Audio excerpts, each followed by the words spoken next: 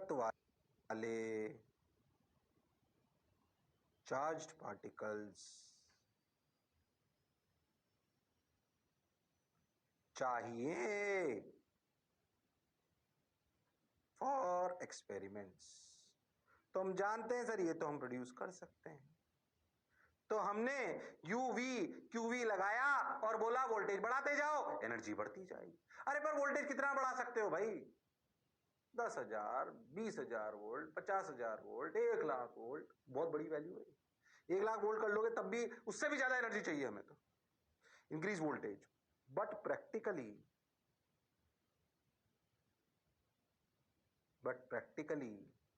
voltage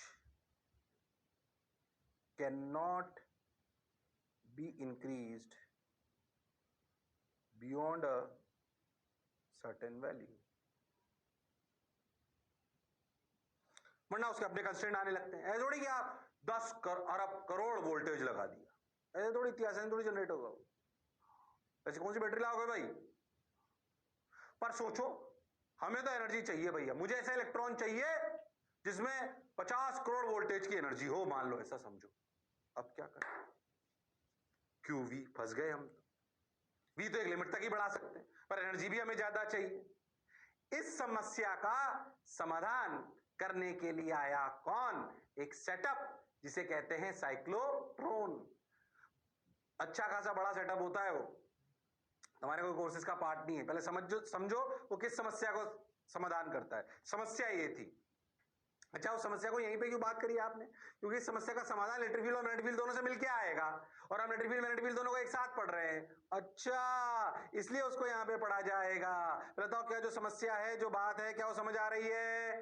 हाँ sir, तो ये समस्या है। ओके, और ये उसका समाधान की तरफ अपन जा रहे हैं। लिखो, इस समस्या का समाधान करेगा साइक्लोट्रॉन। कैसे, वो अब हम पढ़ेंगे।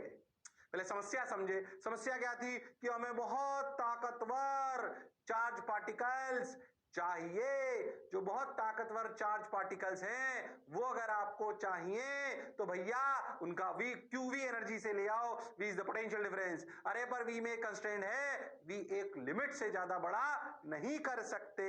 अगर अपन वी एक लिमिट से ज्यादा बड़ा नहीं कर सकते तो क्या करें? तो कुछ मत करो, सुनते चलो, बढ़ते चलो, तो कुछ और करना पड़ेगा। तो इतने चार्ज पार्टिकल कहां से लाएंगे भयानक ताकत वाले? उसके लिए सेटअप लाते हैं साइक्लोट्रॉन। कौन? साइक्लोट्रॉन। ओके सर, ठीक। वो इलेक्ट्रिक फील्ड मैग्नेटिक फील्ड दोनों को मिला के काम करता है। ये रियल सेटअप है साइक्लोट्रॉन। ऐसा देखो, University of British, world's largest cyclotron, University of British Columbia in Vancouver पे है। ऐसे ही फोटो लगाया ताकि आपको फील आए कि हाँ इतना बड़ा होता है वो। देखो कितना बड़ा है वो, आदमी को कितना छोटा सा दिख रहा है, देखा? अरे हाँ, इतना बड़ा साइक्लोट्रॉन होता है। ऑल्दो अगर तुमने कभी पेट सिटी वगैरह देखा हो, जो कैंसर के टेस्ट होते हैं उनमें भी, उसमें भी चार्ज पार्टिकल्स चाहिए होते हैं, रेडियो एक्टिव मटेरियल्स, वो भी यहीं से लाए जाते हैं साइक्लोट्रॉन से। तो वो बड़ी बड़ी सिटीज में छोटे छोटे साइक्लोट्रॉन्स होते हैं मेडिकल साइंसेज के लिए। बड़े बड़े हॉस्पिटल जाओगे वहां आपको दिखाई देंगे वो गवर्नमेंट वाले। वो कैंसर के जो इलाज के लिए काम आते हैं ना, ये जो चेक करते हैं कि कितना कैंसर का रेडिएशन है, क्या है, वो उसके लिए काम में आते हैं। इनसे जो मटेरियल चाहिए होता है। खैर वो एक अलग एस्पेक्ट है, उस पर मैं नहीं जा रहा हूँ अपन। फिर मैं कह रहा हूँ साइक्लोट्रॉन पे पीएचडी नहीं करने वाले हैं अपन, लोगों ने जिंदगी निकाल दी उस पर। अपन उसकी बेसिक फंडे को समझे। तो बिफोर एंटरिंग इनटू साइक्लोट्रॉन अपने को एक छोटी सी बात और अपने को आनी चाहिए, ध्यान से समझो कि अगर किसी भी वी वोल्ट से अपन एनर्जी की बात करें चार्ज पार्टिकल की, तो एनर्जी मिलती है क्यूवी किसी भी बैटरी से। हाँ सर, ऐसे ही मिलती है ना, ये अपन जानते हैं। अगर वी वोल्टेज से उसको एक्सलेट कराया जा रहा है तो उसमें एनर्जी कितनी आ रही है? क्यूवी। हाँ सर, ये बात हम समझते हैं। अब ध्यान समझो। तो एनर्जी ऑन चार्ज बड़े left plate is zero, energy charge बड़े 1 इलेक्ट्रॉन वोल्ट। ठीक है, हम समझ गए, इलेक्ट्रॉन की बात हो रही हो, ठीक है। अब देखो ध्यान से, ये क्लियर है हमें। आपको इस सेटअप में एक एसी सप्लाई चाहिए होगी। अभी तक जो आप पढ़ रहे थे ना, ये जो आप पढ़ते हो, ये सप्लाई होती है डीसी। तो एसी अभी चैप्टर नहीं पढ़ रहे हैं, मैग्नेटिज्म ईएमआई एसी। ईएमआई पढ़ोगे मैग्नेटिज्म के बाद, फिर एसी आएगा। अभी तक समझो जो हम ये पढ़ते हैं, ये जो बैटरी होती है, कौन सी सप्लाई होती है? ये होती है डीसी सप्लाई। डीसी सप्लाई मतलब कांस्टेंट वोल्टेज आपको प्रोवाइड करती है। मतलब जैसे जैसे रजिस्टर लगाया, इस पे ज्यादा चर्चा बाद में करेंगे, अभी नहीं कर रहे हैं। 20 वोल्ट तो आप जानते हो कि यहाँ 0 वोल्ट, यहाँ 0 वोल्ट, तो यहाँ 20 वोल्ट, ये आप जानते, ये अपना डीसी। डायरेक्ट करंट जो आप अभी तक पढ़ रहे थे वो डीसी। प्रैक्टिकली जो हमारे घरों में सप्लाई आती है वो होती है एसी। अच्छा, एसी सप्लाई होती है ऐसी जिसमें करंट ऊपर नीचे होता रहता है। असलियत में इक्वेशंस होती हैं इस प्रकार की, आई नॉट साइन ओमेगा टी, या आप अगर ये जो सप्लाई आपको मिलती है, फिर मैं कह रहा हूँ इस पर अभी डिटेल नहीं कर रहे हैं क्योंकि चैप्टर नहीं पढ़ रहे हैं, पर थोड़ा सा यहाँ काम आएगा इसलिए बात बता रहा हूँ। मान लीजिए सप्लाई है तो इसको लिखते हैं E is a function of time T, और ये टी, तो ये होता है ई बराबर E naught sine omega T type sinusoidal function आता है। हमारे घरों में ऐसी सप्लाई आती है, सही बताइए। अभी इतना सा समझो, तुम समझो ये जो सप्लाई मिल रही है, मान लो ये सप्लाई रजिस्टर के अक्रॉस लगा दी जाए, अगर तुम बहुत ध्यान से देखो तो इसको रिप्रेजेंट करते हैं ऐसे, एसी सप्लाई को लिप्स बनाइए, सांप लेटा दीजिए। अभी इसमें ज्यादा नहीं पढ़ना है, बस अभी इतना समझना है कि एसी सप्लाई ऐसी होती है कि आप समझो, अगर आप ध्यान से देखो तो इसका अगर ये जो ओमेगा है, ये ओमेगा बराबर टाइम पीरियड है, तो समझो ये टाइम है 2 पाई बाई ओमेगा, ये टाइम है पाई बाई ओमेगा। देखो 0 से pi by omega supply positive थी, पाई बाई ओमेगा से 2 pi by omega supply negative थी, फिर 2 पाई बाई ओमेगा से 3 पाई बाई ओमेगा पॉजिटिव थी। क्या सप्लाई अपनी डायरेक्शन चेंज कर रही है? प्लस माइनस, तो उसमें से प्लस माइनस नहीं लगाते बड़ी बैटरी छोटी बैटरी की तरह, वो कुछ भी हो सकती है, कभी यहाँ प्लस, कभी यहाँ माइनस, कभी यहाँ माइनस, कभी यहाँ प्लस। अरे हाँ, तुम ध्यान से देखो तो करंट नाचता रहता है। अरे हाँ सर, ऐसी सप्लाई लगाओगे तो ऐसे करंट मिलेगा ना।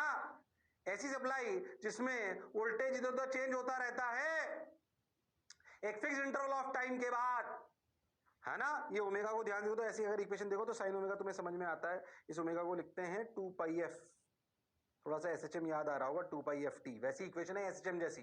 अरे हाँ सर, तो सोचो जैसे वो पार्टिकल नाचता था ना, वैसे सप्लाई नाचती है, प्लस माइनस, प्लस नहीं आया, ये कहलाती है फ्रीक्वेंसी। हो, तो 2 पाई एफ क्या होता है? ओमेगा, और ओमेगा क्या होता है? 2 पाई बाई टी, तो टी बराबर क्या होता है? 1 बाई एफ। ये बातें आप जानते हो, वही रिपीट कर रहा हूं। तो बेसिकली एक फिक्स टाइम के बाद वो अपना साइन चेंज करती रहती है, plus minus plus minus plus minus. ऐसी सप्लाई की जरूरत हमें पड़ेगी। इसकी डिटेल डिस्कशन, इसका डिटेल डिस्कशन अपन, इसका डिटेल डिस्कशन अपन, इसका डिटेल डिस्कशन अपन, इसका डिटेल डिस्कशन अपन, ओ हो, इसका डिटेल डिस्कशन अपन करेंगे, करेंगे ऑल्टरनेटिंग करंट चैप्टर में। पूरा चैप्टर है, 4 से 5 लेक्चर आपको पढ़ाया जाएगा। ओके, अभी बस इतना समझो, हम जो सप्लाई पढ़ते थे वो बैटरी वाली, वो डीसी होती थी, उसमें एक तरफ एक पॉजिटिव, एक तरफ पॉजिटिव, एक तरफ नेगेटिव रहता था, वो फिक्स्ड रहता था। यहाँ एसी में कभी इधर प्लस, इधर माइनस, इधर प्लस, इधर, एक फिक्स इंटरवल ऑफ टाइम के बाद pi by omega, pi by omega के बाद वो अपनी पोलरिटी चेंज करता रहता है, कभी जिधर प्लस था उधर माइनस आ गया, जिधर माइनस था उधर प्लस आ गया। अच्छा, अभी इतना समझो, क्योंकि इस सप्लाई की जरूरत हमें साइक्लोट्रॉन में पड़ेगी, उसी से हम उसको एक्सप्लेन कर पाएंगे। हमारी जो समस्या थी, उस समस्या का समाधान करने के लिए हम साइक्लोट्रॉन की मदद लेंगे, इलेक्ट्रिक फील्ड भी मदद लेंगे, मैग्नेटिक फील्ड भी मदद लेंगे। समस्या फिर से रिपीट करता हूं कि एक चार्ज पार्टिकल जिस पर हम बहुत एनर्जी देना चाहते हैं, एक चार्ज पार्टिकल जिसको हम बहुत एनर्जी देना चाहते हैं, वो एनर्जी, एक चार्ज पार्टिकल जिसको हम बहुत एनर्जी देना चाहते हैं, वो एनर्जी खाली एक बार वी वोल्टेज लगाकर बात नहीं बन पाएगी, क्योंकि वी की एक अपर कैप है, उससे ज्यादा उसमें कर पाना संभव नहीं है। ओके सर, बात तो आपकी बिल्कुल सही है सर। हो, तो cyclotron is a machine that uses both electric field and magnetic field in combination. ये क्या है पहले समझो, पहले अपन समझे, ये सेटअप समझने से पहले तुम पहले में एक फंडा समझो, बेसिक फंडा सुने। एक्चुअली हमने ये सोचा, क्या सोचा सुने, हमने सोचा कि यार अगर ये क्यू चार्ज है, प्लस से ही समझाता हूं, और इस क्यू चार्ज पे ऐसे इलेक्ट्रिक फील्ड लगा दी और ये वी वोल्ट पे पहुंच गया, तो यहाँ पे अगर पोटेंशियल 0 था, यहाँ पे पोटेंशियल वी था, तो यहाँ पे एनर्जी आ गई क्यू। अब समस्या है कि क्यूवी उतनी ताकतवर नहीं है। हाँ, सोचो अगर कोई आदमी होता जो इस क्यूवी एनर्जी को रिटेन कर कर वापस यहां लाके छोड़ देता, तो क्या क्यूवी, क्या ये क्यूवी तो पहले से ही थी, क्या एक बार और एक्सेलरेट होकर, अरे हाँ, क्या एक बार और एक्सेलरेट होकर, अरे हाँ, क्या एक बार और एक्सेलरेट होकर 2 क्यूवी हो जाता? फिर कोई आदमी होता इसकी बिना एनर्जी खत्म करे, इसको यहां लाके फिर छोड़ देता, तो क्या 3 क्यूवी हो जाता? फिर कोई छोड़ देता, फिर 4 क्यूवी। अरे हाँ सर, बात तो आप बिल्कुल सही कह रहे हो सर। ऐसे घुमा घुमा के अगर हम बार बार, हमने सोचा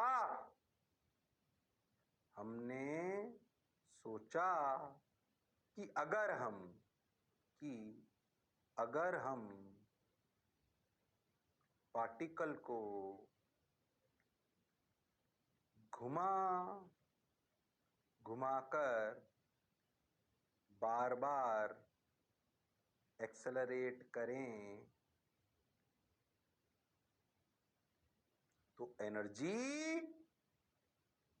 बढ़ती जाएगी, तो एनर्जी बढ़ती जाएगी। हाँ सर, बात तो आपकी बिल्कुल सही है सर, जोरदार है सर, मजेदार है सर, शानदार है सर। बोलो क्लियर? अरे पक्का? बिल्कुल बढ़िया सर। अब सोचो घुमाने का काम कौन कर सकता है? Magnetic field. अरे हाँ, ये घुमाने का काम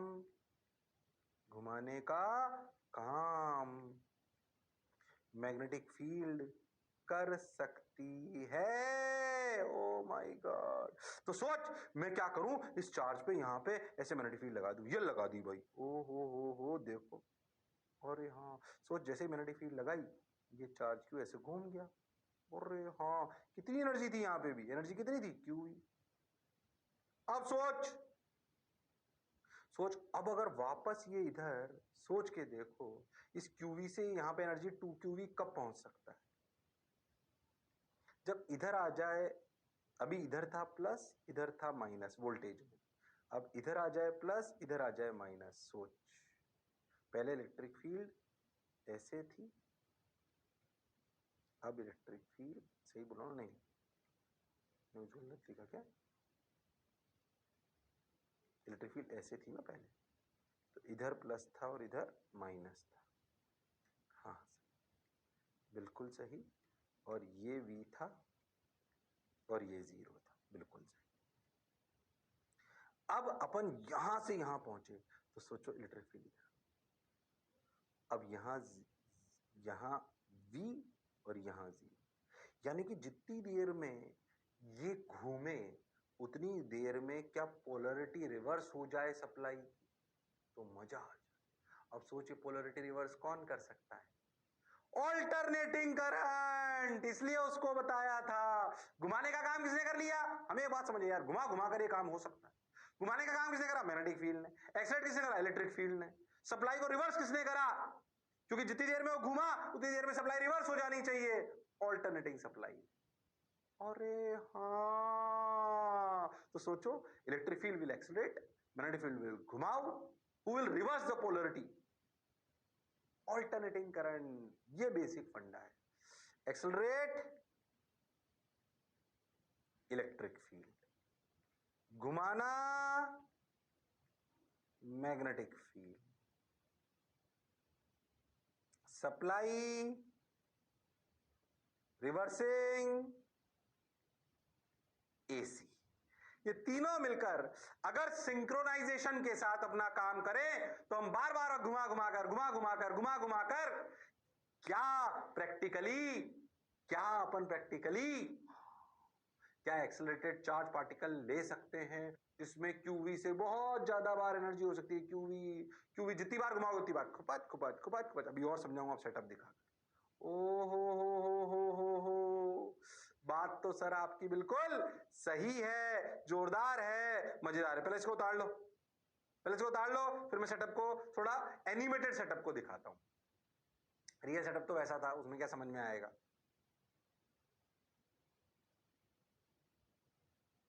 हाँ सर, बात तो आपकी बिल्कुल सही है सर। बोलो क्लियर है ये? अरे सोच लो, हमने सोचा कि अगर हम पार्टिकल को घुमा घुमा कर बार बार एक्सलेट करें तो एनर्जी बढ़ती जाएगी। ये घुमाने का काम मैग्नेटिक फील्ड कर सकती है। तो एक्सलेट करने का काम कौन करेगा? Electric field. घुमाने का काम कौन करेगा? Magnetic field. और सप्लाई को रिवर्स करने का काम कौन करेगा? ऑल्टरनेटिंग करंट, यानी कि ऑल्टरनेटिंग सप्लाई, एसी। अरे यस और no? Yes sir. Got your point sir. बात समझ आई सर? अच्छा भी लग रहा है सर? बहुत बढ़िया सर। आगे बढ़ो, बढ़ते चलो। देखो रे भाई, अब इसको रब कर देता हूं, इस वाली चीज को देखो। अब देखो, ये देखो, cyclotron is a machine that uses both electric field and magnetic field in combination to accelerate charge particle और आयंस टू हाई एनर्जी। ध्यान समझो, एक्चुअली क्या है, ध्यान समझो कि अगर आप एक चार्ज पार्टिकल यहाँ पे छोड़ो, देखो ये मैग्नेटिक फील्ड अंदर दिख रही है यहाँ पे ऐसे, इन्हें कहते हैं डीज। ऐसा समझो, डीज में सिर्फ मैग्नेटिक फील्ड आएगी, ऐसा समझो आप। तो मेरे नाम से कोई खास लेना देना नहीं चाहिए, तुम्हारा तो समझो एक जिसके बीच में, याद है गोल गोल सा सेटअप दिख रहा था, क्योंकि गोल घूमना होता है ना। अरे हाँ, अच्छा। और इन दोनों डीज के बीच में अपन ने ऑल्टरनेटिंग सप्लाई लगा रखी है, देखो ध्यान से। अरे हाँ सर, बोलो क्लियर। ये रही, ये डिफ्लेक्शन प्लेट, विक्षेपण प्लेट से तुम्हें कोई मतलब नहीं है। वो तो बेसिकली टकराकर इसको बाहर भी तो लाना पड़ेगा चार्ज पार्टिकल को। अब देखो, तो डीज में मैग्नेटिक फील्ड होती है, आप ऐसे समझो, और उनके बीच में इलेक्ट्रिक फील्ड है, और वो भी इलेक्ट्रिक फील्ड क्योंकि ऑल्टरनेटिंग सप्लाई आ रही है। अब सोचो, मान लो कि आपका चार्ज पार्टिकल यहां पर है, ये रहा। अब समझो कि जब ये चार्ज पार्टिकल स्टार्ट हुआ ना, तो इलेक्ट्रिक फील्ड इधर थी, मतलब ये प्लस था और ये माइनस था। ओके, तो ये चार्ज पार्टिकल ऐसे आया, कितने से एक्सलेट हुआ? क्यूवी से। जैसे ही क्यूवी से आया, सोचो इसने चक्कर काटा, हाँ क्यूवी, सोचो ये रेडियस आर, थोड़ा बड़ा बनाया था आपको समझाने। ये देख, ये हो आर वन। ओके, ठीक है, आर वन आ गया साहब, अच्छा लगा सर। थोड़ा और बड़ा बनाऊं क्या? हाँ बना दो, थोड़ी सी फील ज्यादा आएगी। इधर देख, ये आर वन। ओके, ये आर वन। अगर तुम बहुत ध्यान से देखो, अगर आप एक बार एक्सलेट हुए हो, ठीक, तो आप एक बार अगर एक्सलेट हुए हो, मान लो v वोल्ट से एक्सलेट हुए, तो Q V equal to half M V square, that is kinetic energy. आप जानते हो रेडियस होता है R one equal to P by Q B. P कितना? मोमेंटम, जिसे लिखा जाएगा 2m, काइनेटिक एनर्जी जिसे लिखा जाएगा Q V by Q B, यानी कि लिखा जाएगा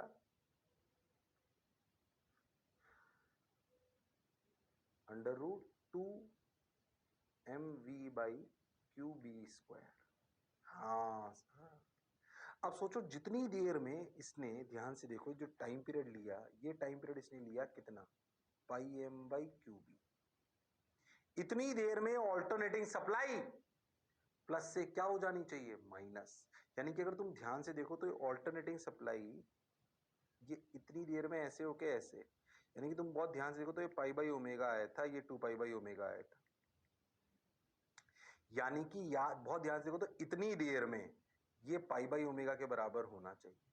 तो ओमेगा बराबर क्या आया? Q B by M. अरे हाँ, मतलब जो ओमेगा सर्कल की है ना, वही ओमेगा उस ऑल्टरनेटिंग सप्लाई की भी होनी चाहिए।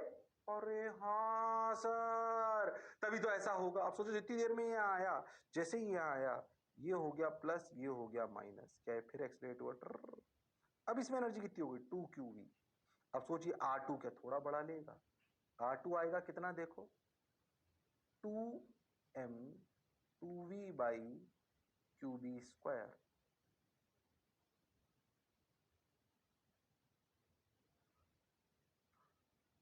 देखो ध्यान से,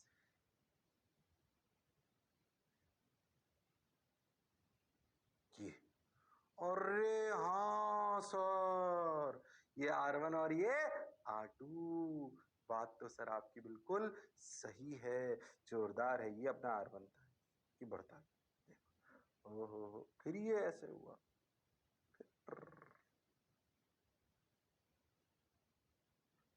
फिर इधर, ऐसे कर करके ये इस पाइप से निकल गया। आफ्टर मल्टीपल रोटेशंस, मैंने 2-3 दिखाए। क्या ये रोटेशंस बहुत सारे हो सकते हैं? जितनी बार होंगे उतना बढ़िया आपको एक्सेलरेशन मिलता जाएगा। क्या कहानी समझ आई है? तो पहले फंडे को समझो अच्छे से, हो क्या रहा है। साइक्लोट्रॉन, क्या चीज? साइक्लोट्रॉन। तुम ध्यान से देखो, तो इसका रेडियस 1 आया, ये कभी कभी कुछ कुछ चीजें और पूछते हैं। 2mv/qb²। ओके, ध्यान से देखो तो R2 कितना है? R2 आया √2R1। तुम देखो R3 जो आएगा वो क्या आएगा? देखो 3 बार हो जाएगा, तो लिखा जाएगा 2m3v/qb²। तुम बहुत ध्यान से आएगा √3R1। अरे हाँ, तुम ध्यान से देखो तो R2 - R1 है √2 - 1R1, और देखो R3 - R2 है √2 सॉरी, ये क्यों बता रहा हूं, इसका कारण है। √3 - √2 इंटू R1। ध्यान से देखो तो डिफरेंस डिक्रीजेस, यानी कि जैसे जैसे सर्कल बढ़ेगा वैसे वैसे उनके बीच का गैप कम होता जाएगा। देख, ये गैप ज्यादा है बनिस्बत इसके X Y, X greater than Y. Oh my God, बात तो आपकी बिल्कुल ऐसा प्रैक्टिकली होता है, ऐसा प्रैक्टिकली होता है। ओ हो, कुछ कुछ बात समझ आई? क्या कुछ कुछ बात समझ में आई या नहीं आई? प्राण प्रखेरु उड़ गए, उड़े कि बच गए? बच गए सर, बिल्कुल बच गए, 110%। बोलो समझ आया? अरे पक्का समझ आया सर? सही लग रहा है सर, अच्छा लग रहा है सर, बढ़िया लग रहा है सर। ओमेगा बराबर QB/m, R2 - R1 equal to √2 - 1 R1, √3 - √2 R1। और ये अपने को क्लैरिटी हो गई, डिफरेंस डिक्रीजेस, ये वो ये, बहुत बढ़िया, बहुत सुंदर, बहुत मजा आया, वाह वाह। ओके, अच्छी बात है सर। अगर तुम बहुत ध्यान से देखो ना तो ये कहानी पूरी ऐसे ही सजी हुई है, अपना समझ में आएगी। इलेक्ट्रिक फील्ड क्या करती है? एक्सलेट। मैग्नेटिक फील्ड क्या करती है? घुमाने का काम। ऑल्टरनेटिंग सप्लाई क्या करती है? क्या फ्रीक्वेंसी ऑफ जो आधा सर्कल है, जो फ्रीक्वेंसी ऑफ सर्कल है बेसिकली, याद करो एक और बात खास जैसे देखो, जो टाइम पीरियड ऑफ सर्कल था ना मैग्नेटिक फील्ड में, वो इंडिपेंडेंट ऑफ v आता था, इसीलिए ऐसा हो पाया। इसीलिए उस सर्कल की फ्रीक्वेंसी और वो ऑल्टरनेटिंग करंट की फ्रीक्वेंसी मैच हो जाती है। वरना सोचो अगर v के साथ टाइम पीरियड चेंज होता तो शायद वो फ्रीक्वेंसी भी चेंज करनी पड़ती। अरे हाँ, ऑल्दो इसमें और भी बहुत समस्याएं आती है जब बहुत एक्सलेट हो जाता है। तो तुमने सुना होगा m बराबर m0/√1 - v² /c²। सुना है क्या? ये रेस्ट मास होता है। अरे हाँ, प्रैक्टिकली क्या मास भी चेंज होने लगता है रफ्तार के साथ। जब बड़ी रफ्तार आ जाती है तो m भी चेंज होता है। ये अलग टाइप की समस्या है। इसका समाधान, इसका देखो, अगर m भी चेंज होने लग गया, रफ्तार बहुत बढ़ गई, अब भाई साहब 150 बार v से एक्सलेट कर लिया तो रफ्तार बहुत बढ़ गई, तो क्या समस्या खड़ी हो जाएगी? m चेंज होने लगेगा तो सोच रेडियस और अलग तरीके से चेंज होने लगेगा। अरे हाँ, इसका समाधान सिंक्रोट्रॉन, सिंक्रोट्रॉन्स देते हैं। वो आउट ऑफ सिलेबस है, कोई बात नहीं करा, इसे स्टाइल मारने के लिए बता दिया। खैर तुम्हें इससे कोई लेना देना नहीं है, ज्यादा उसमें पहले ही ज्यादा पढ़ा दिया मैंने वो। बोलो क्या बात समझ आई है? अरे सोच लो। हाँ सर, समझ आई है सर, अच्छा लग रहा है सर, बढ़िया भी लग रहा है सर। बोलो क्लियर? अरे पक्का? हाँ सर, क्लियर सर। हमें साइक्लोट्रॉन समझ आया, फंड समस्या समझ आई, उसका समाधान समझ आया। हमको उसका प्रैक्टिकल सेटअप को अभी नहीं बना रहे हैं, बट हमें बात समझ में आ गई कि वो काम कैसे करता है। हमें बात समझ में आ गई कि वो काम कैसे करता है। Okay sir, got your point sir. बात समझ आई तो हो गया सर, हो गया हो गया। ओहो, तो एनिमेशन दिखा रहा, ओहो 360 चक्कर में बाहर निकाल दिया। ठीक है सर, वो हम समझ गए। हाँ बोलो क्लियर। रेडियस ऑफ ट्रेजेक्टरी ये वो R1 R2 R3 में लिखा था, the gap RM minus RN 15 RF every trajectory increase in the process. हो बोलो क्लियर।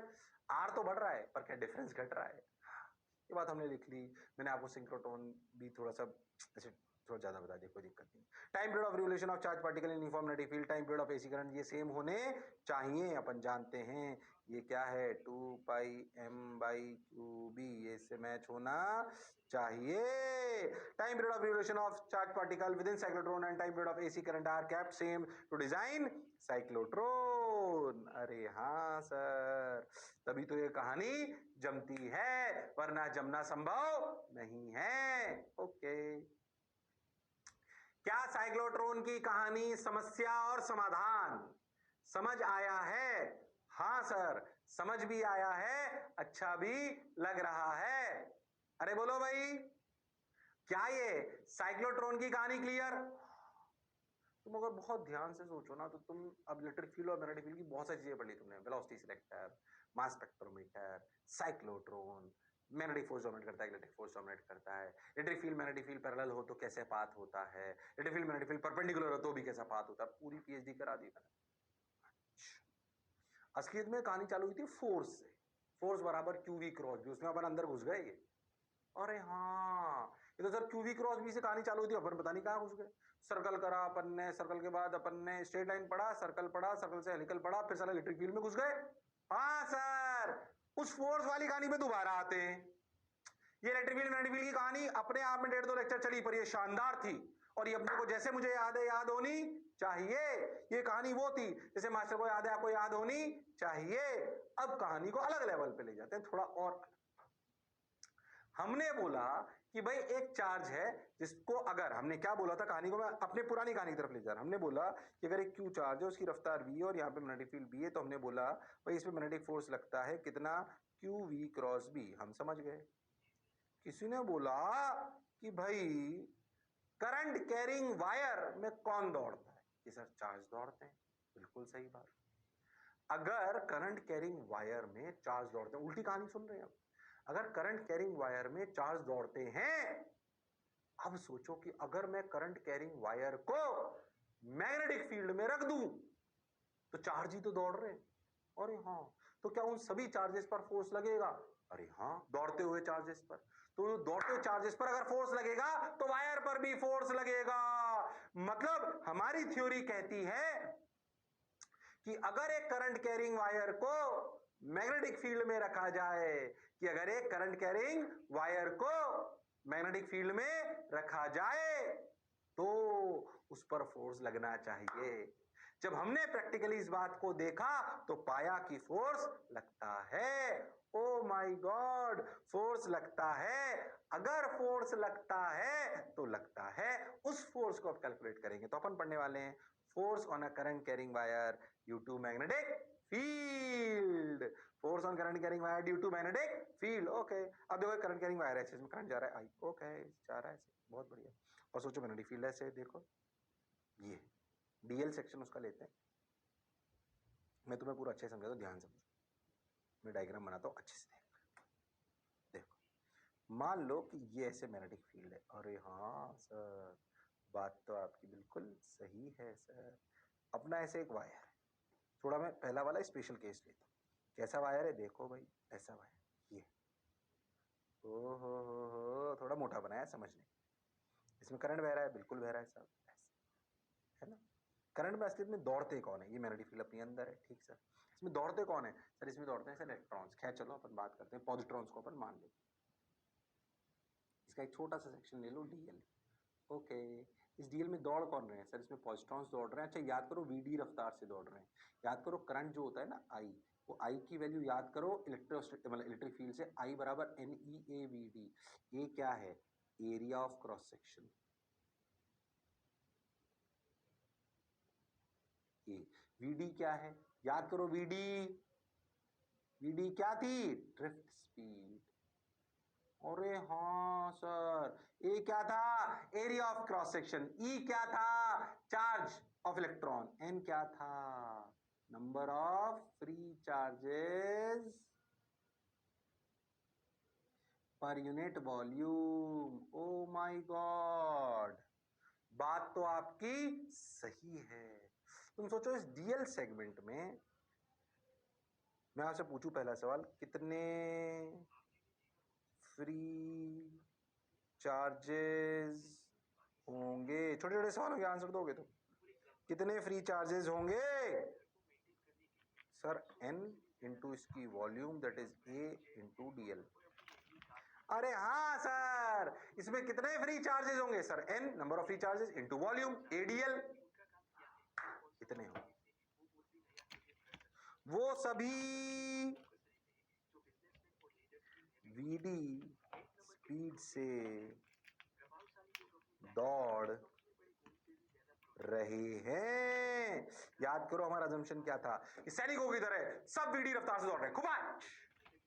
अरे हाँ, अब देखो, फोर्स ऑन वन पार्टिकल, अगर एक पार्टिकल की बात करूं तो मैग्नेटिक फील्ड ऐसे है। बिल्कुल सही सर, बिल्कुल सही सर। ओ हो, वो पॉजिट्रॉन ऐसे जा रहा है वीडी रफ्तार से। क्या वीडी और बी में एंगल 90 दिख रहा है?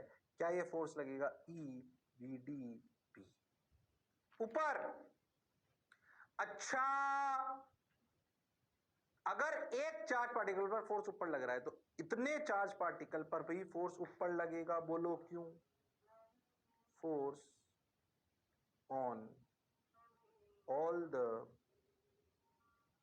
particles, free particles, all the free particles present in dl और force on dl wire, एक ही बात है वो तो। जो पार्टिकल पे फोर्स लगेगा वो डीएल पे तो लगेगा। अरे हाँ, कितना देखो, एक पर फोर्स है इतना, टोटल पार्टिकल कितने? इतने, तो N A D L multiplied by E V D B. हो, अब सोचो, N E A V D, sorry तो सुना हुआ लग रहा है, आई, देख क्या आया, I D L P. Oh my God, क्या फोर्स का फॉर्मूला आया? I D L B. Oh my God, तो force on a current carrying wire, force on a current carrying wire is IDLB। ये एक स्पेशल केस है। Special case क्यों? ध्यान से सुनो। Because we have considered VD perpendicular to B. अरे हाँ, हमने एक स्पेशल केस लिया, VD परपेंडिकुलर टू बी। बात तो सर आपकी बिल्कुल सही है, जोरदार है, मजेदार है, शानदार है, जबरदस्त है। तो VD perpendicular to B. Okay sir, got your point sir, बात समझ आई सर। ठीक, पहले तो ये समझ आएगा स्पेशल केस, स्पेशल से जनरलाइज पे आ जाएंगे, अभी परेशान मत हो। पहले समझ आया क्या? हाँ सर समझ आया। उतारो इसको, उतारो इसको, पूरी कहानी को। हाँ सर, अरे उतारो उतारो, शर्माओ मत। जिसने की शर्म उसके आए नंबर कम। हाँ सर, ये बात आपकी सही, जिसने की शर्म उसके आए नंबर कम। हमारे तो आ ही नहीं रहे सर, कम कैसे आएंगे? जब नंबर आएंगे तभी तो कम आएंगे। हम आपको चांस ही नहीं देते कि हमारा नंबर कम आए, हम लाते ही नहीं नंबर। जीरो में क्या कम आएगा भैया? ऑब्जेक्टिव एग्जाम होता है, माइनस भी आ सकता है। अरे सोचो रे भाई, अरे पक्की बात। हाँ सर, बहुत बढ़िया सर, शानदार सर, जबरदस्त sir. Okay, got your point, got your point. आइए आइए,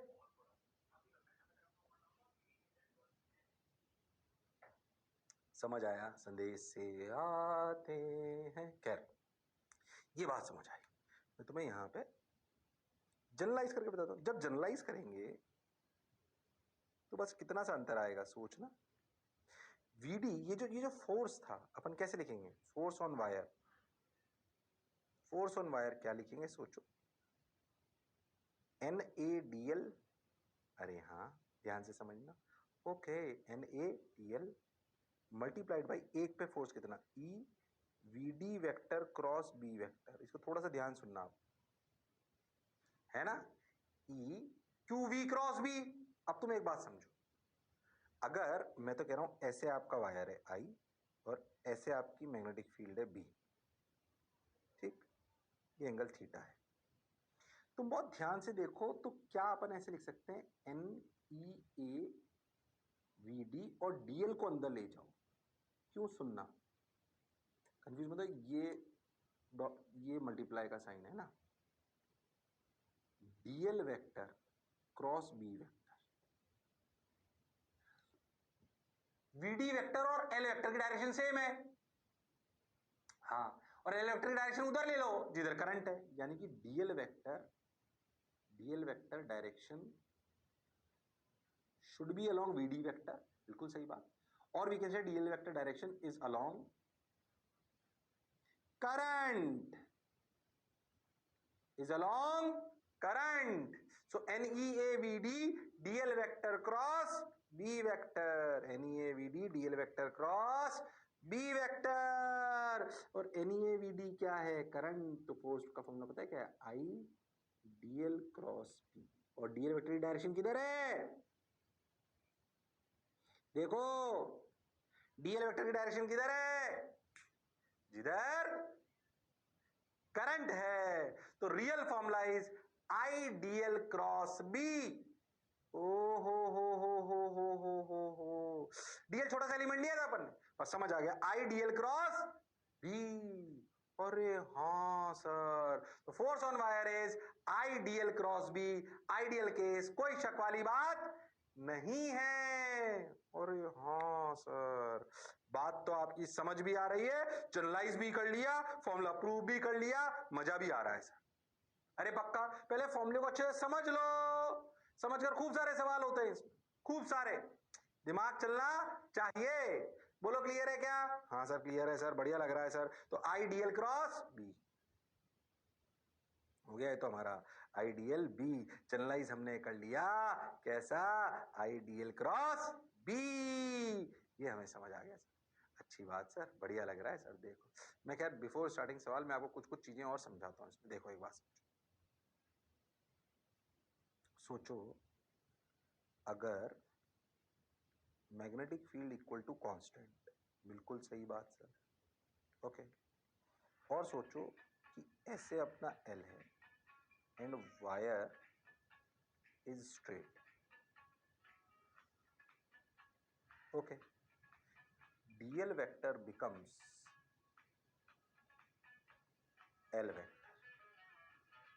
अरे हाँ सर, मैं तो कह रहा हूं अगर मैग्नेटिक फील्ड कांस्टेंट है, कोई चेंज नहीं हो रहा, तो DL DL DL DL DL DL DL DL DL L vector बिल्कुल सीधा है, तो क्या DL vector becomes L vector, then formula is equals to I L vector cross B vector. हाँ, ये IL क्रॉस B कब हो जाएगा, जब वायर स्ट्रेट हो।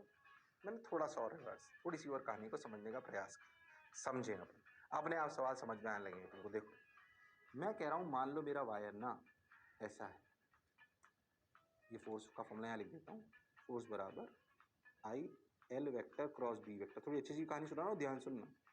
मैं तो कहता हूं मेरा जो वायर है वो थोड़ा ऐसा है, कैसा, सुने, देखो, टिक टिक टिक, L1 vector, L2 vector, L3 vector. मुझे इस पूरे वायर पर F नेट चाहिए। क्या आपको नहीं लगता आप इसको ऐसे लिख सकते हो, आई, क्योंकि मैग्नेटिक फील्ड तो सब जगह सेम है, IL1 vector B vector plus IL2 vector cross B vector plus IL3 vector cross B vector. अरे हाँ, अगर I और B सेम है, क्या F net becomes IL1 vector plus L2 vector plus L3 vector cross B vector. अरे हाँ, अरे पर L1 वेक्टर, L2 वेक्टर और L3 वेक्टर तो ये डिस्प्लेसमेंट वेक्टर है जिसे बोल दो L vector. Oh my God, तो क्या I L vector cross B vector लिखा जा सकता है इसको, टेढ़ा मेढ़ा वायर हो तो? अरे हाँ सर, तो सोचो एल वेक्टर क्या है, यानी कि displacement vector. Joining initial and final point. याद रखना एक बात, क्या सुनना ध्यान से, ध्यान से सुनना। आई एल क्रॉस बी में एल वेक्टर, ध्यान समझना, आई एल क्रॉस बी, फिर से सुनना अच्छे से, यहां बताता हूं तेरे को, यहां लिखाता हूं, देख।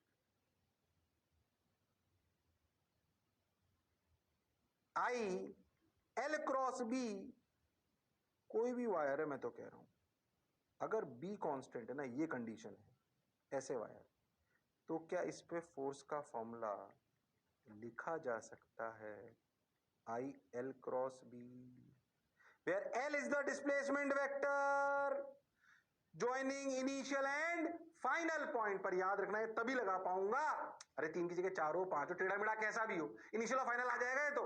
इस टेढ़े मेढ़े वायर को DL DL DL DL DL DL DL DL DL 1 DL 2 DL 3 DL 4 DL 5 जोड़ दो, अरे आएगा तो एल वेक्टर ही। पर याद रखना ये तब वैलिड है फॉर्मूला आई, ऐसा अब ऐसे रखना, आई एल क्रॉस बी में L is the displacement vector joining initial point and final point. एक कंडीशन याद रखना, बी शुड बी कांस्टेंट, क्योंकि बी आप यहां पर बाहर तभी ला पाए थे इन सबसे जब बी कैसा था, कांस्टेंट। अगर ऐसा नहीं होगा तो शायद इंटीग्रेट करके सवाल करना पड़ेगा। अरे हाँ, फॉर्मूले की बात समझ में आई। तो I DL vector cross B vector कब आई एल क्रॉस बी बन जाता है, जिसमें एल डिस्प्लेसमेंट वेक्टर होता है, जब बी कांस्टेंट होता है। ओ हो, डिस्प्लेसमेंट वेक्टर किसका, इनिशियल पॉइंट और फाइनल पॉइंट को ज्वाइन करने वाले का। क्या पिक्चर क्लियर है? अरे सोच लो, क्लियर है सर, बढ़िया लग रहा है सर।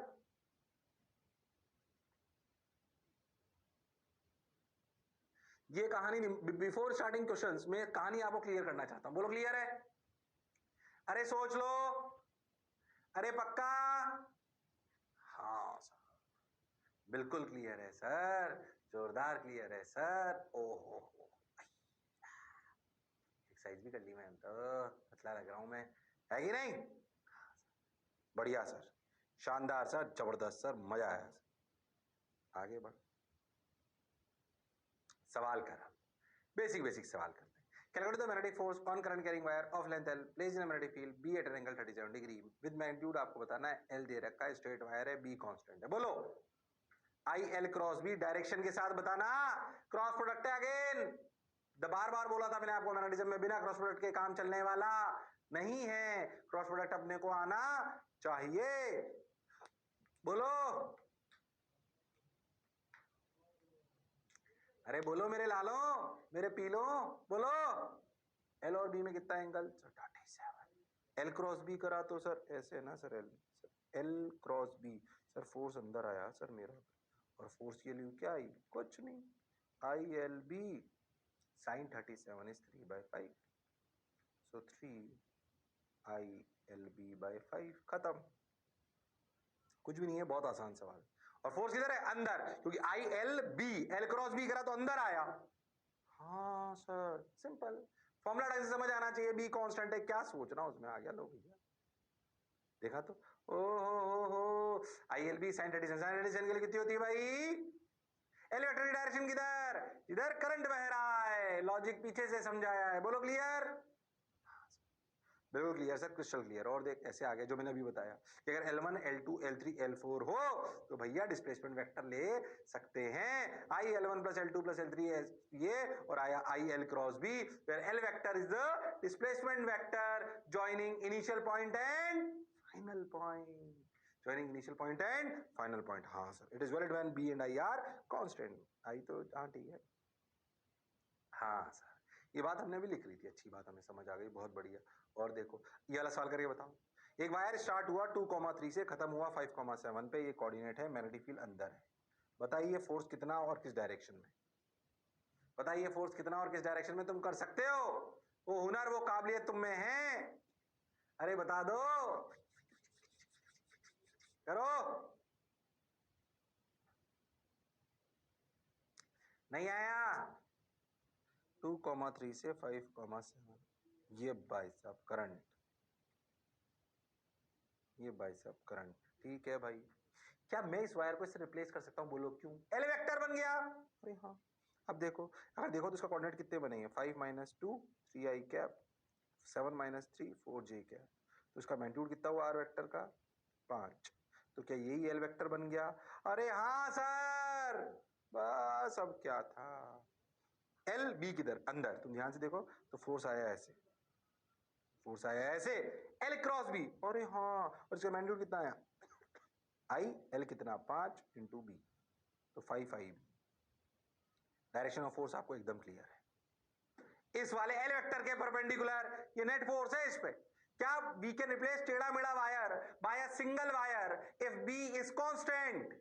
ओ माय गॉड, बात तो आपकी सही है सर, जोरदार है सर, समझ आ गया। लो भाई रिप्लेस करो, आंसर लाओ। बस याद रखना बी कांस्टेंट है, आई तो कांस्टेंट होता ही है, एक ही तो वायर है वो। बात सही है, बिल्कुल सही है सर, परफेक्ट है सर, समझ आया। ये कर पाए थे तुम लोग? अरे कर पाए थे? 5i बी, डायरेक्शन भी क्लियर है। ओके सर, लो एक और कर दो फटाफट। करंट ऐसे बह रहा है, सेमी सर्कल है, मैग्नेटिक फील्ड अंदर है। फटाफट कर दो, अब सवाल आएंगे, अब सवाल आएंगे, सवाल आएंगे, अब दिमाग चलना चाहिए, सवाल आएंगे, बोलो।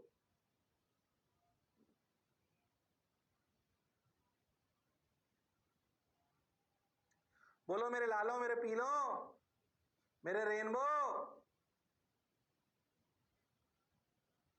अरे बोलो भाई, अरे सोचो भाई, अरे हाँ हाँ भाई। ओके, तो ये आई बी और ओ हो, ध्यान से देखो, क्या इस वायर को इस वायर से रिप्लेस कर सकते हैं? क्या वायर 2r का होगा? क्या फोर्स ऊपर लगेगा डायरेक्ट? क्या 2i/r/b, 2i/r/b ऊपर आ गया, खत्म। क्या एल वेक्टर 2r बन गया? एल वेक्टर कितना बन गया? 2r, खत्म। अरे पक्का? अरे सोच लो, पक्का समझ आ रहा है सर? बढ़िया लग रहा है सर, क्रिस्टल क्लियर भी है सर। ओके, अब क्या करें? 2i/r/b ऊपर, खत्म। और देखो, अच्छी बात है भाई, बढ़िया बात है भाई। देखो थोड़ा अच्छा सवाल करते हैं। मान लो कि करंट कैरिंग वायर है जिसमें करंट बह रहा है I1। ठीक सर, I1 करंट बह रहा है, इससे ए दूरी पर एक छोटा सा एक फिक्स लेंथ का, ये तो इनफाइनाइट है, ठीक है, ऐसा है इनफाइनाइट, ठीक। इसके पास में एक फाइनाइट वायर है, फाइनाइट एल लेंथ का, ठीक है। I2 करंट उसमें बह रहा है, इस I1 की वजह से इस I2 वायर में कितना करंट बहेगा, सॉरी कितना फोर्स लगेगा? पहले तो बताओ डायरेक्शन ऑफ फोर्स क्या होगी, सबसे पहला प्रश्न। मैग्नीट्यूड बाद में, पहले बताओ I1 की वजह से क्या I2 पर फोर्स लगेगा? क्यों लगेगा? सुन, क्या I1 की वजह से वहां मैग्नेटिक फील्ड है? हाँ है। क्या I2 की वजह, क्या I2 पर फोर्स लगेगा? हाँ। डायरेक्शन बताओ, डायरेक्शन बताओ। कर सकते हो तुम लोग, तुमसे ही कराऊंगा धीरे से। अच्छा मेरे को पहली बात बताओ, I1 की वजह से I2 वाली जगह पर मैग्नेटिक फील्ड किधर है? अंदर, ये रही, ये कहलाई B1। अरे हाँ, अच्छा, अगर I2 वाली पर B1 का मैग्नीट्यूड कितना है? Mu naught I1/2πa for I2, this is constant. ध्यान से देखो, तो I2 वाला वायर पूरा इसी मैग्नेटिक फील्ड में रखा हुआ है, क्योंकि ए चेंज ही नहीं हो रहा है। अगर मैं ए की वैल्यू को चेंज करता तो अलग बात थी, पर ए तो फिक्स्ड है, तो I2 पर जो मैग्नेटिक फील्ड है अंदर, वो भी फिक्स्ड है। अब बोलो, I2 L क्रॉस बी, किधर आएगा force? Force on I2 due to I1, बोलो ध्यान से देखो, L क्रॉस बी। अरे हाँ, ये आएगा force on I2 due to I1। अब बोलो, L और B में angle, L vector perpendicular to B vector, yes sir. तो देखो, force on I2 due to I1 is equal to I2 L और बी की value mu naught I one by two pi A. ध्यान से देखो तो mu naught I one I two by L by two pi A. Oh my God, attraction हो गया। हाँ sir, attraction हो गया सर। ये तो सेम डायरेक्शन में अगर करंट जा रहा है तो देखो उसी तरफ खींचने लगा वो। बात तो सर आपकी बिल्कुल सही है, जोरदार है, मजेदार है, शानदार है। सवाल भी समझे, बात भी समझे। सवाल करते चलेंगे, बातें समझते चलेंगे, अच्छा लगता चलेगा। बोलो क्लियर? अरे सोच लो। हाँ सर बिल्कुल क्लियर सर, समझ आ गया सर, बढ़िया लगा सर। तो म्यू नॉट, वही mu naught I one I two L by two pi A, left hand side, crystal भी चेंज ही नहीं हुआ था। ओके, और देख, ओ हो देखो, मैं कह रहा हूं दोनों इनफाइनाइट ले लेते हैं। अब सोचो अगर इनफाइनाइट दोनों हो तो इसका कहानी तो वो की वही रहेगी, ये डी दूरी। सोचो, इसलिए इस वाले वायर पर फोर्स निकालना समझदारी नहीं है, अपन निकालते हैं फोर्स पर यूनिट लेंथ, क्योंकि लेंथ इनफाइनाइट हो गई ना नहीं तो। और इनफाइनाइट कोई रियलिस्टिक बात नहीं है, रिलेटिव बात। तो अगर दो इनफाइनाइट वायर हो, पहले अपन एक बात समझें, इस I1 की वजह से इस I2 वाली जगह पे मैग्नेटिक फील्ड बी होगी mu naught I1 by two pi d. अच्छा मुझे बताओ, ये है magnetic field at 2 due to 1। What is magnetic field at 1 due to 2? बोलो, 1 वाली जगह पे 2 की मैग्नेटिक फील्ड बाहर होगी, देख। अरे हाँ, और ये भी इतनी होगी mu naught I2 by two pi D. अरे हाँ सर, इसमें डिफाइन करने के फोर्स पर यूनिट लेंथ। क्यों? क्योंकि नहीं तो लेंथ से मल्टीप्लाई कर दो इनफाइनाइट हो जाएगा ना वो तो। अरे हाँ, अब सुन, तुम ध्यान से देखो तो 2 पर 1 की वजह से फोर्स इधर आएगा, फोर्स ऑन 2 ड्यू टू 1। ऐसे ही देखो, फोर्स ऑन 1 ड्यू टू 2 इधर आएगा, देखो। अरे हाँ सर, अट्रैक्शन। एक बात सीखने लायक है कि भाई अगर दो वायर्स में सेम डायरेक्शन में करंट जा रहा हो, दो वायर्स में सेम डायरेक्शन में अगर करंट जा रहा हो तो उनमें अट्रैक्शन होता है। अरे क्या होता है? अट्रैक्शन होता है। ये बात तुम समझ गए। कितना होता है फोर्स पर लेंथ, वो सुन। अब कुछ नहीं, अगर अपन फोर्स ऑन 2 ड्यू टू 1 पढ़े तो वो आएगा I2 L1 metre force per unit length into B, that is mu naught I1 by two pi D, यानी कि mu naught I1 I2 by two pi D. ऐसे ही force on 1 due to 2 by L करोगे तो I1 into 1 into mu naught I2 by two pi D, यानी कि फिर से mu naught I1 I2 by two pi D. तो force per unit length दोनों पे सेम आएगा, उसका फॉर्मूला है mu naught I1 I2 by two pi D. अगर सेम डायरेक्शन में करंट बह रहा हो तो mu naught I1 I2 by two pi D, ये अट्रैक्शन फोर्स होता है, ये फोर्स पर यूनिट लेंथ होता है। कोई पूछ ले 5 मीटर में, मल्टीप्लाई कर दो 5 मीटर से। एक्चुअली क्यों इंपॉर्टेंट बात है, क्यों मैंने इतनी पीएचडी करी? तुम देखो, तुम्हारे जो टावर्स होते हैं, क्या होते हैं टावर्स? अरे हाँ सर, ये जो टावर्स होते हैं इन पे जो वायर्स चलते हैं, अरे हाँ सर, बात तो आपकी सही है। ये जो वायर चल रहे होते हैं ना ऐसे टावर्स के बीच में,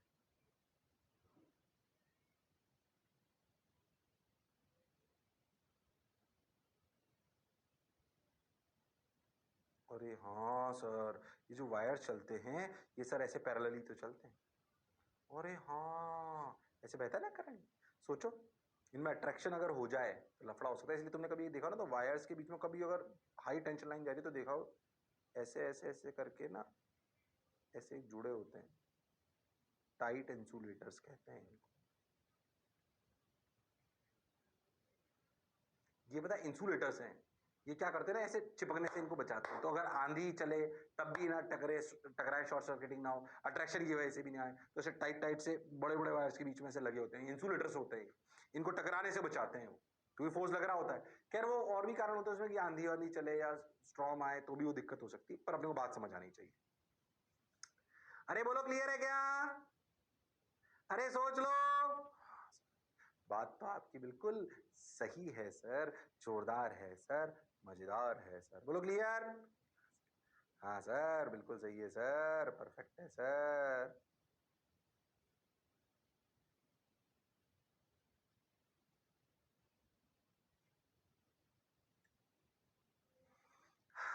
बोलो क्लियर है क्या? वैसे ड्राइंग बना रहा था मैं, परेशान मत हो।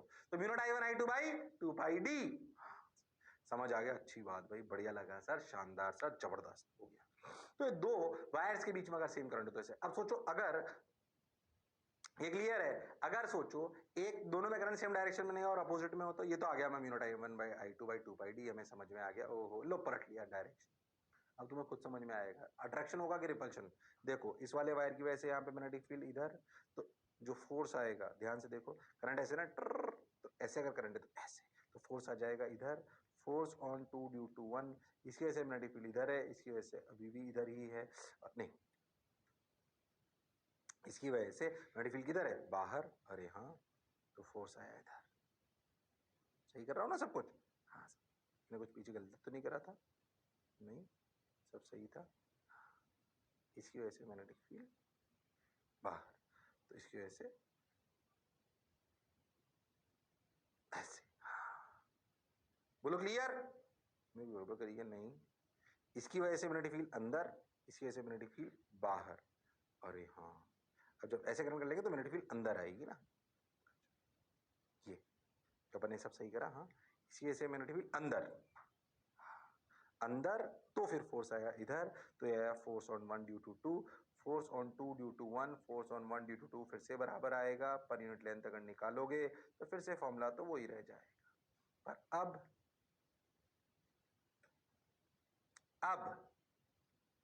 क्या होगा? रिपल्शन। क्या होगा? रिपल्शन। परेशान होने की बिल्कुल जरूरत नहीं है। अब क्या होगा? रिपल्शन। ठीक है, तो अपने को बात समझ में आ गई। बोलो क्लियर है क्या? अरे सोच लो, तो फोर्स लेंथ आया mu naught I1 I2 by 2 pi D, फिर से वही, तो उल्टा कर लिया बस अपन ने। तो अगर अपोजिट डायरेक्शन में हो तो रिपल्शन आएगा, सेम डायरेक्शन में हो तो अट्रैक्शन आएगा। कैसे आया बोलो क्लियर? हाँ सर, बिल्कुल क्लियर, क्रिस्टल क्लियर, समझ आया सर, पक्का?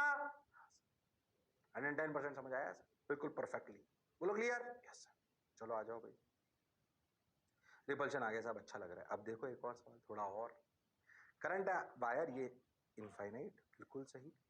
अब हमने ना सवाल ही सवाल करने हैं। अब ए दूरी पर एक वायर रखा जो फाइनाइट है, बिल्कुल है फाइनाइट, एल लेंथ का, पर इस पे फोर्स पूछा। अब तुम बताओ इस I2 पे क्या हो रहा है, बताओ। तुम बहुत ध्यान से देखो तो तुम्हें समझ में आएगा, magnetic field on I2 is changing. क्यों? क्योंकि I2 की दूरी I1 से हर जगह अलग अलग है। तो भैया magnetic field on I2 is changing, तो भैया हमें फिर इंटीग्रेशन के बारे में, सांप के बारे में हमें अच्छे विचार आ जाने चाहिए। वैसे तो ये सवाल कर सकता है, मैं बताऊंगा धीरे धीरे। बोले ऐसे सवाल कैसे करते हैं, कैसे तोड़े I2 को?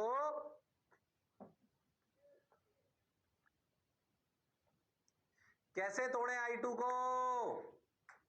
अरे बोलो, कैसे तोड़े I2 को? हाँ, कई लोग सही सोच रहे हैं, उनका दिमाग चलने लगा है, पुरानी बातें।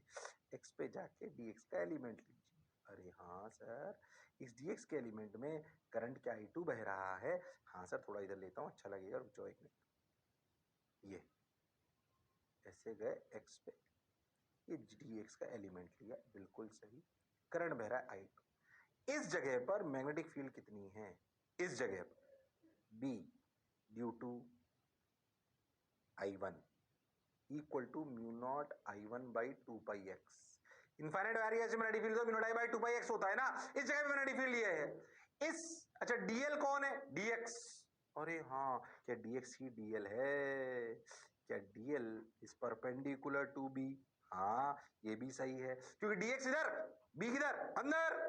अरे हाँ, इस dx पे जो जोड़ की dl बन गया है, इस dx पे जो कि dl बन गया है, छोटा सा फोर्स कितना है? df। वो df कितना है? आई। अब आई कितना, डीएफ होता है आई L cross B, I D L cross B, D और बी के बीच का एंगल 90। आई कितना सर, आई टू। डीएल कितना सर, डी एक्स। बी कितना sir, mu naught I one by two pi X. ओ हो on changing element direction of df remains same, therefore f net equal to integration df। अरे हाँ, क्या अगर मैं element change करूं, dx dx dx dx, क्या df की डायरेक्शन सेम रह रही है? हाँ, तो क्या net force direct integration df। बिल्कुल सही सर, जोरदार सर, मजेदार सर, जबरदस्त। तो बस अब क्या था, एफ नेट देख, df की value mu naught I one I two by two pi, dx x को सिर्फ अंदर रखा और इंटीग्रेट, बाकी सब तो कांस्टेंट है। अरे हाँ, अब बोल x की लिमिट, बोल x की लिमिट। अरे बोलो भाई x की लिमिट, अरे बोलनी पड़ेगी भाई x की लिमिट, अरे बोलो भाई x की लिमिट। ओके सर, x की लिमिट सर, x की लिमिट सर a से लेकर a प्लस एल तक। देख, x वायर कब स्टार्ट हो रहा है, जब x की वैल्यू a है, और खत्म कब हो रहा है, जब a प्लस एल है। जीरो से l मत लगा देना, a से a प्लस एल। ओ हो, वन में x integration l n x, तो mu naught I one I two by two pi l n x, limit a से a प्लस एल। आंसर आया mu naught I one I two by two pi l n of a plus l by a. Okay, got your point sir, बात समझ आई sir, बहुत बढ़िया sir, शानदार sir, जबरदस्त। बोलो clear, अरे सोच लो। बिल्कुल क्लियर सर, अच्छा लग रहा है सर, शानदार। आंसर आ गया ये वाला, तो mu naught I one I two by two pi l n of a plus l by a. आगे आगे आगे आगे, अच्छा लग रहा है सर, बहुत बढ़िया सर। ओके, अब क्या करें, देखो भाई, ये हो गया आंसर। आया क्या, देखा अपना आंसर आ गया ना सर, ये आ गया, तो अपन ने कर लिया पूरा। Mu naught I one I two by two pi l n a plus l upon a. अब देख, calculate the magnetic force on a current carrying closed square loop placed in a magnetic field B as shown। मैं कह रहा हूं पूरा close loop है। अगर मैं तेरे को एक छोटी सी बात बताता हूं, पहले समझना, जो तेरे को याद होनी चाहिए।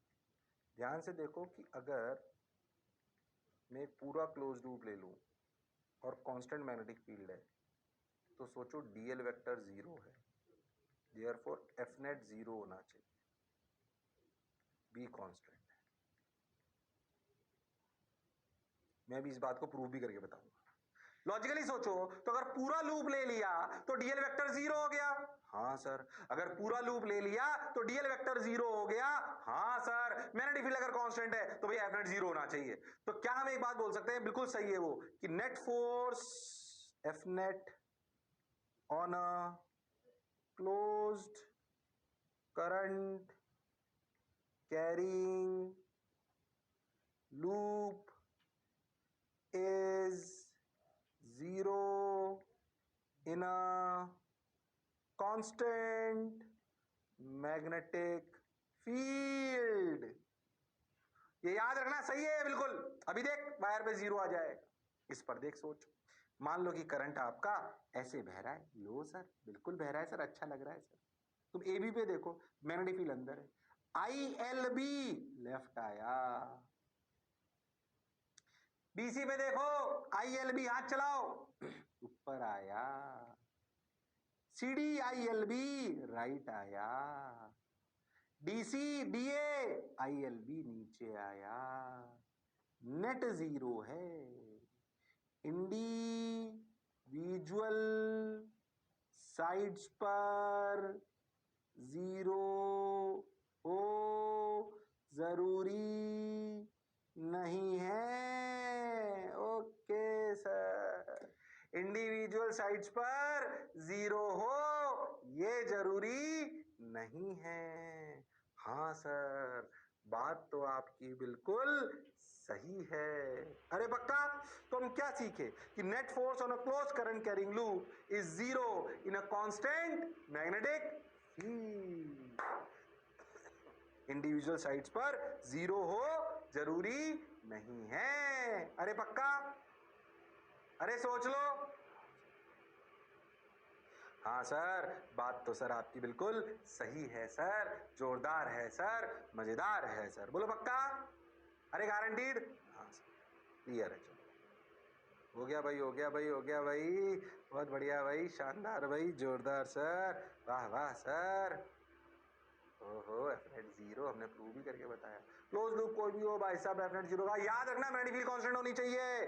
Net magnetic force is zero in a close current carrying loop place in a uniform magnetic field but not zero in any segment of the loop. Okay, किसी सेगमेंट में जीरो ये जरूरी नहीं, पर हाँ मैग्नेटिक फील्ड कांस्टेंट है।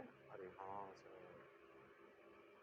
अगर तुम्हें मेरी बात समझ आई, अब इसमें पहले मुझे बताओ कि इस वाले में जीरो है क्या, इस वाले लूप में जीरो है क्या फोर्स? कोई जरूरी नहीं है, ध्यान से देखना।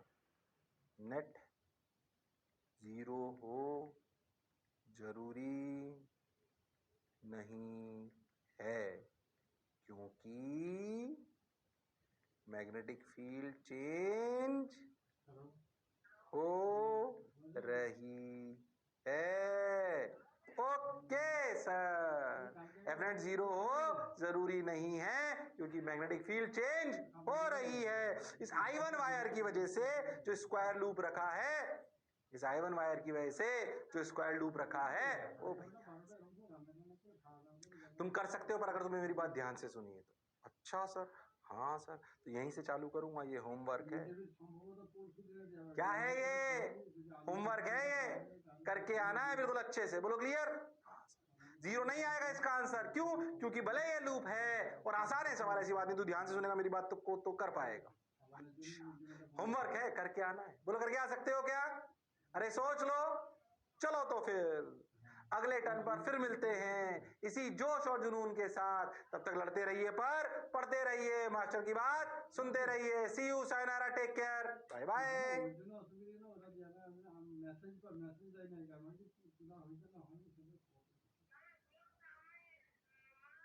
ঠিক আছে, পরশুদিনে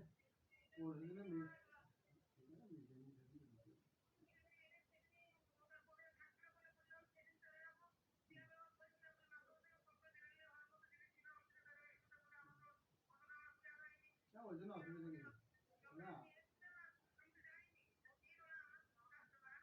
না, ওটা আমার, ওটা আমার তো অসুবিধা কিছু নাই, ওগুলো অসুবিধা কিছু নাই। এবারে মেসেজ, বলছি মেসেজটা পাই না, যেটা বুঝতে পারেন যে কিছু সমস্যা নেই। ঠিক আছে, ঠিক আছে, সম্ভবত পরশু দিনই মিড ডে মিলটা দেওয়া হবে, যেটা মাথায় রাখবে, দিয়ে দিয়ে বানাবো কি বলে দেবো। বলছি পরশু দিন, বলছি পরশুই সম্ভবত মিড ডে মিল হওয়ার চান্স আছে আর কি।